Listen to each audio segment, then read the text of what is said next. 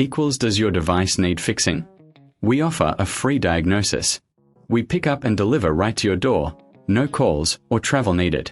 We send you a quote before repairing, and only go ahead if you approve it. Easy, transparent, and professional. Link in description. To start, ensure you have a screwdriver, a replacement motor, and a clean workspace.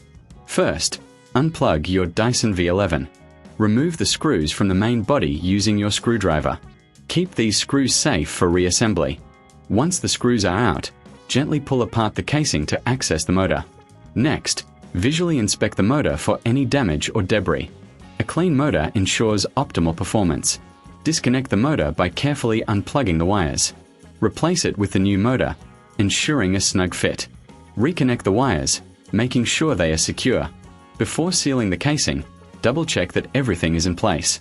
Now, reattach the casing and secure it with the screws you removed earlier. For those who prefer professional help, remember, we offer a professional diagnosis without obligation.